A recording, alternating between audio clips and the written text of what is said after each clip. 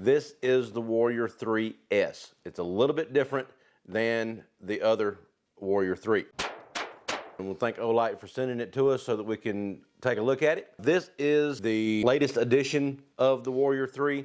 There's another Warrior 3 out that we've already done a review on. This is the standard Warrior 3. The throw on this one is 300 meters and the max lumens is 2300 lumens, just like on the standard Warrior 3S.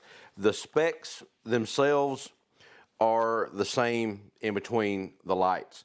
The main difference between the two is the Warrior 3S has incorporated a proximity sensor. So it's got it to where it will knock the light down if it gets close to something so that the light doesn't overheat. But all of the other specs on this one are the same. It starts out at 2300 lumens, drops down to 800 and then 250 if you keep the light on for extended periods of time. High is 800, drops down to 250. Medium is 200 lumens, low is 15 lumens, and then it has the moonlight mode, which is the 1 lumen. So it's a very dim light there if you go all the way down to the bottom. Drop rated at 1.5 meters, and it has a IPX8 waterproof rating on it. Good rating on the light, so it's a well-built light. And so let's see what we get in the box here. Have the standard instructions, just like you get on all the Olights, just the quick start instructions and telling you to take the piece out from in the tail switch in the battery so that the light can actually make connections. And then when you pull out the light, you've got the nice holster that the light is in, and then we'll pull that out in just a second. Now I've already taken this out. This one's a little bit different than some of the other models. This one actually works both contacts of the battery rather than just the one contact like it normally does at the tail switch. So this one goes the whole length of the battery and does both the positive and negative terminal of the battery. And then you got the accessories that come in the box. You got the standard magnetic charging cord, and then it comes with the accordion style instructions showing you how to do everything on there and in multiple languages.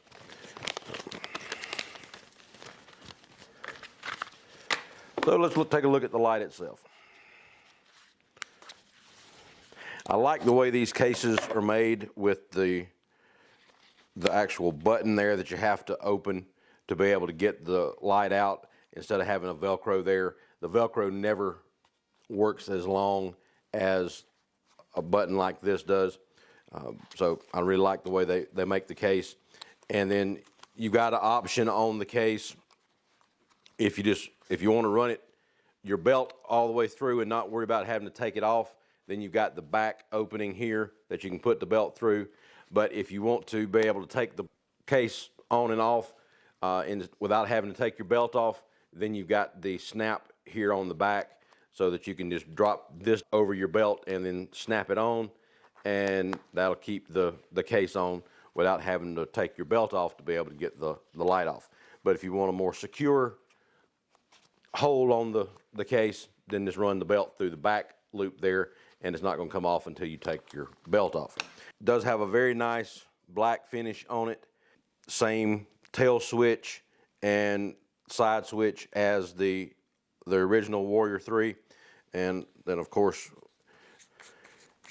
take the tail piece off and pull the battery out to get that yellow piece off of that.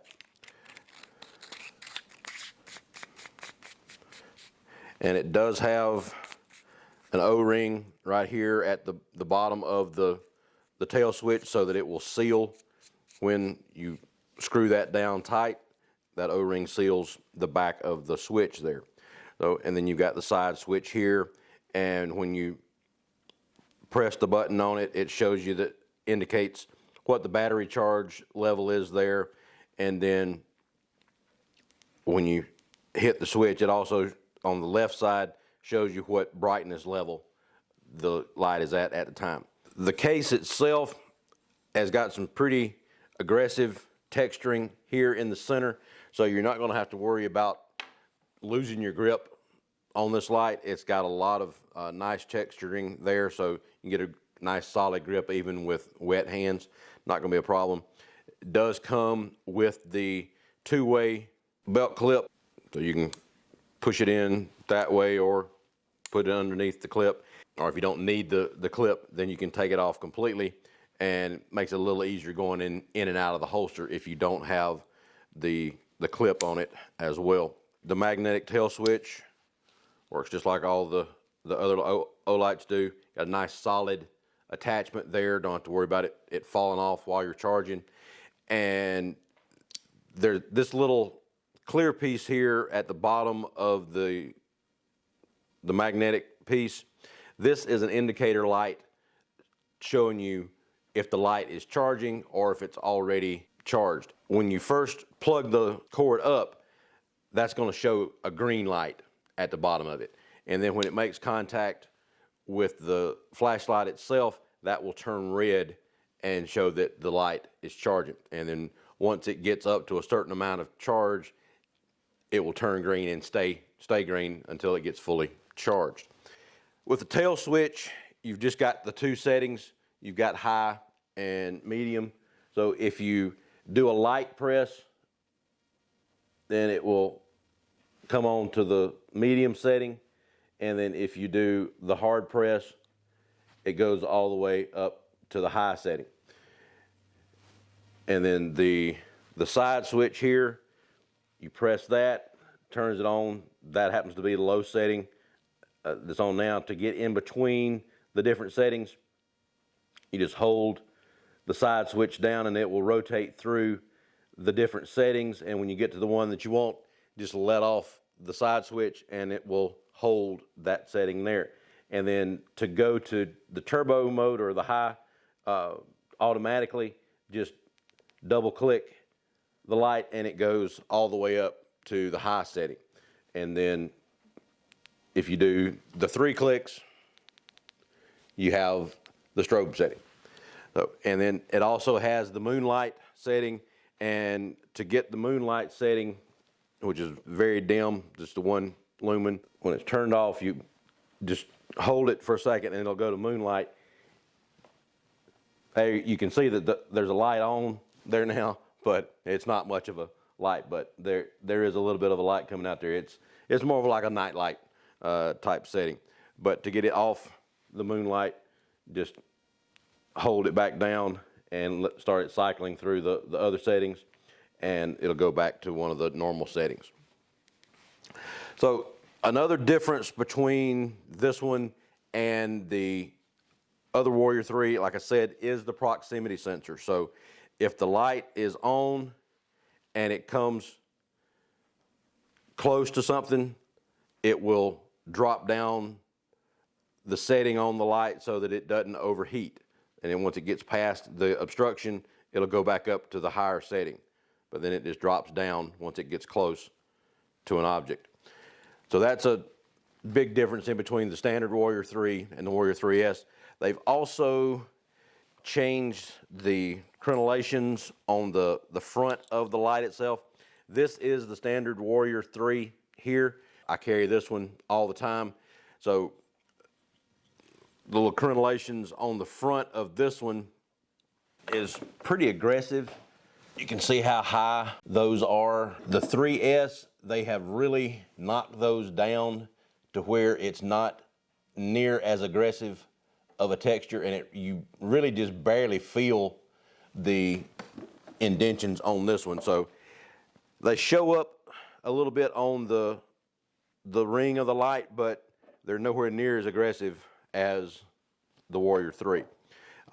But the lens itself and everything looks about the same, other than the fact that you have the proximity sensor right there in the front of the light, so that when it's turned on and anything comes in between it, then it'll drop that intensity down. Other than that, the lights are very similar. I mean, the cases look identical, other than the fact of the change there on the front, and then the 3S having the proximity sensor. It's a very well-made light, and it looks very nice. So we'll go out and do the hall test here in just a minute, show you what the light looks like in the hall, And then once it gets good and dark outside, we'll go out there and show you what the light looks like out on the range, so you can see how far the throw is on the light. So this is off the tail switch. So this is the medium setting here, and then press it in all the way, and there is the high setting there. Switching to the side switch, so that is low there, and then hold it in and let it rotate between the two. So there's the low we just did first, and this is medium, and then that's the high setting there, which is the 800 lumen. And if you want to go to the turbo mode, double click it and you get all the way up to the 2300 there. And then if you want to do the moonlight mode, you just hold it in for a second and then it'll turn that on. 1 lumen is just barely bright enough to be able to distinguish some shapes, but you don't get a whole lot of detail. So it would be enough to keep you from tripping over furniture in the middle of the night. But if you want to actually be able to see anything, then turn it on to one of the higher settings so that you can actually make out some details. This is medium. So we got one of the yard lights here behind us that might be putting a little bit of light out, but this is what the flashlight itself looks like. So if you look at the range canopy there, you can see the hot spot there in the middle of the light is pretty well about 12 foot wide. From where I'm standing to where you see the back of the shooting canopy there, it's about 15 to 20 yards, and my building is 12 foot wide. So the hot spot in the light right there is about 12 foot, and then you got the overflow there that's going out onto the sides. It's a little bit wider than that. So that's on medium.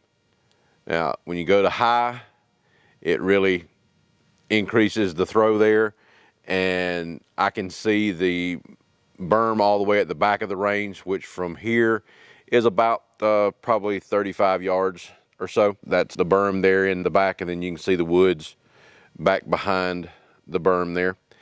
So that's high and medium. So now we'll go to the side switch. The yard light finally turned off, so it's a little bit darker out here. Okay, so that's low. That's 15 lumens. That's medium, which is 200.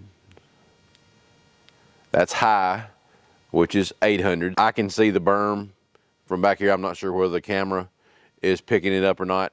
And then you bump it up to turbo, and it's got a nice intense hot spot there right in the middle, and then still got a lot of overflow, because just from where I'm at here, the side of the beam is actually coming out probably another 10, 15 yards on each side of the hot spot going out into the woods. So it's shining a good bit down into the woods, just having the light pointed straight ahead. Check out doubleeaglegunworks.com for more information. Like and subscribe at the bottom, and we'll talk to you later. Thanks. Bye.